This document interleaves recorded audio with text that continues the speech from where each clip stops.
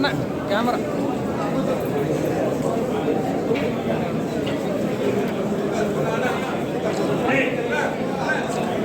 ஒருங்கிணைத்து நடத்தி வருகிற நம்முடைய பல்வேறு அமைப்புகளை சார்ந்த பேர் பேட்டியாக கலந்து கொண்ட நிகழ்ச்சியை கலந்து கொண்டுள்ள பாண்டியபதி அவருடைய குடும்பத்தை சார்ந்த வாரிசுதாரர்களே, அதுபோல நம்முடைய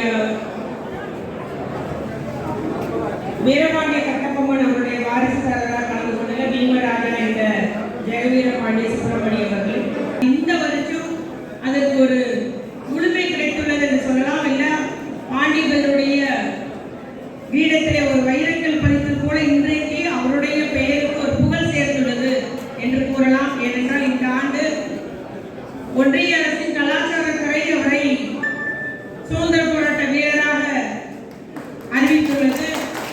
அதே போல நம்முடைய தமிழக அரசும் அவருடைய சுதந்திர போராட்ட வீரர் பட்டியலில் நம்முடைய மாவட்ட ஆட்சித்தலைவர் அலுவலகத்தில் வைக்கப்பட்டுள்ள அந்த சுதந்திர போராட்ட வீரர்களுடைய புகைப்படங்களில் இன்று பாண்டியபதி தேவாருடைய படமும் இடம்பெற்றுள்ளது.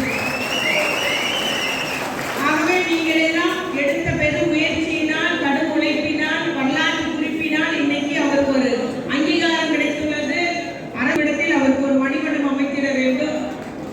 அதுபோல நீங்கள் அவருடைய பிறந்த நாளை அரசு விழாவாக கொண்டாட வேண்டும் என்ற ஒரு கோரிக்கையெல்லாம் நீங்கள் தொடர்ந்து வைத்து வருகிறீர்கள். இந்த ஆண்டும் அரசுக்கும் பல்வேறு தரப்பட்ட அரசியல் கட்சி தலைவர்களுக்கும் எனக்கும் உள்ளிட்ட அத்துணை பேருக்கும் அந்த கோரிக்கை வைத்துள்ளீர்கள்.